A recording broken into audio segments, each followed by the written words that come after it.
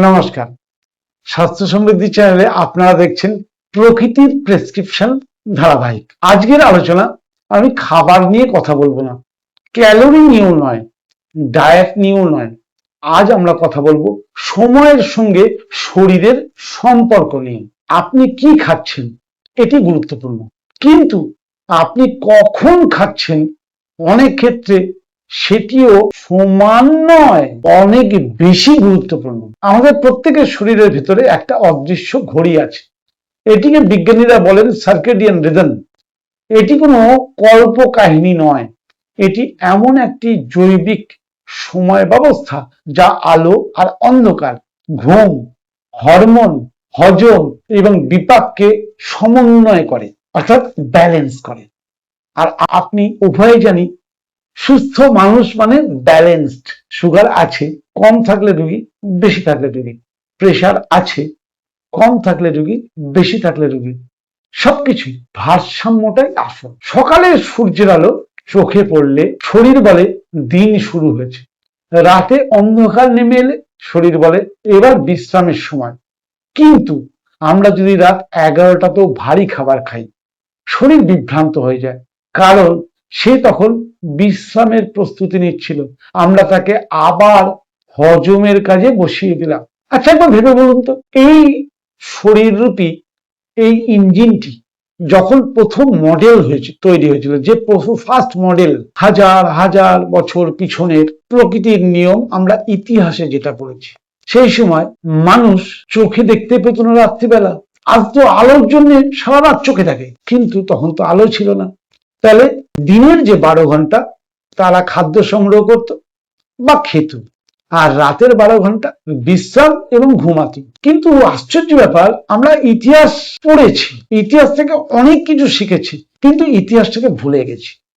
যদি বলেন কেন? প্রথম কথা হচ্ছে, আপনি বলুন, প্রকৃতির সৃষ্টি সমস্ত জীবজগৎ আজও সার্কেডিয়ান রিদম মেনে চলে, অর্থাৎ তারা 12 ঘন্টা খায়, 12 ঘন্টা খায় না। মানুষ পারলে 24 ঘন্টায় খায়, সবসময় মুখ চালাচ্ছে কিছু না কিছু। আজকে জাপানের একটা গল্প বলি। জাপানে গেলে একটা বিষয় খুব সহজে চোখে পড়ে, অনেক মানুষ নিয়মিত সময় ধরে খান। জাপানে সন্ধ্যা 6:30টার পর কোনো হোটেল রেস্টুরেন্টে গেলে আপনি খাবার পাবেন না। শিশুদের স্কুলেও নির্দিষ্ট সময়ে খাবার দেওয়ার সংস্কৃতি রয়েছে। অনেক পরিবারের রাতের খাবারও তুলনামূলকভাবে সূর্য ডোবার সঙ্গে সঙ্গে শেষ করার অভ্যাস আছে।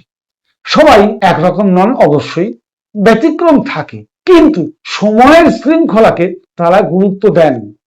প্রশ্ন হলো, এটাই কি তাদের দীর্ঘ জীবনের একমাত্র কারণ?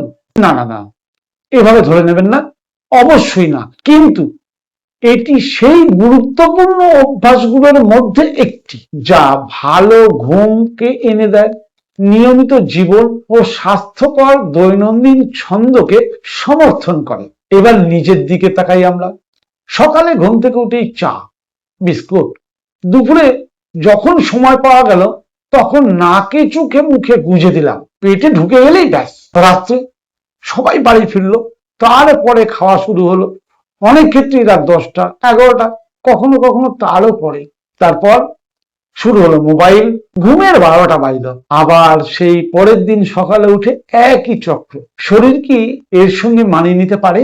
হ্যাঁ, কিছুদিন অবশ্যই পারে, কিন্তু বছরের পর বছর? এখানেই তো প্রশ্ন।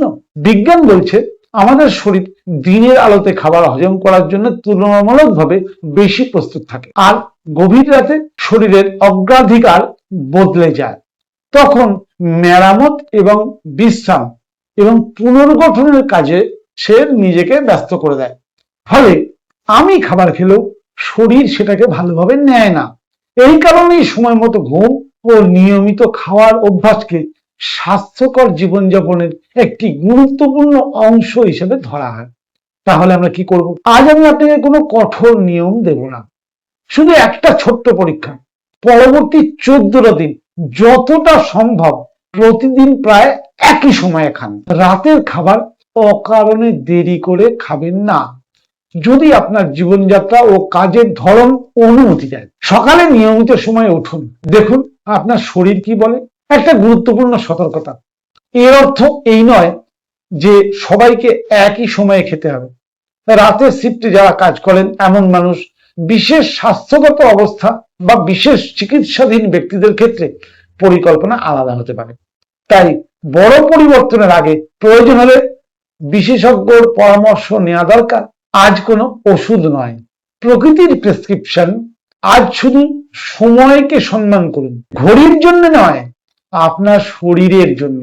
আজ জাপান আমাদের একটা কথা শিখিয়েছে, স্বাস্থ্য শুধু আমরা কি খাই তার ওপরে নির্ভর করে না, স্বাস্থ্য নির্ভর করে আমরা কিভাবে বাঁচি আর কখন বাঁচি তার উপরেও। পরবর্তী পর্বে আমরা এমন একটি প্রেসক্রিপশনের কথা বলবো যা পৃথিবীর সবচেয়ে শক্তিশালী মেরামতকারী। এর কোনো দাম লাগে না, কোনো পার্শ্ব প্রতিক্রিয়া নেই, তবুও আজ পৃথিবীর কোটি কোটি মানুষ সেইটির ঘাটতিতে ভুগছেন।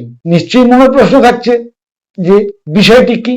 থাক না প্রশ্ন, আলোচনা হবে আগামী সপ্তাহে প্রকৃতির প্রেসক্রিপশন পার্ট 3-তে।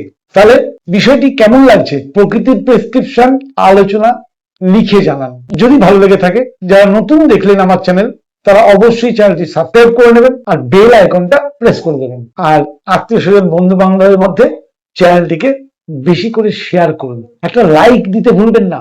আর এই সপ্তাহের টাস্ক শুধু সঠিক সময়ে সঠিক কাজ, অর্থাৎ প্রকৃতির নিয়ম অনুযায়ী আপনার সার্কেডিয়ান রিদম বা জৈবিক ঘড়ি তাকে ঠিক রাখার জন্য সঠিক সময়ে খাবার খান।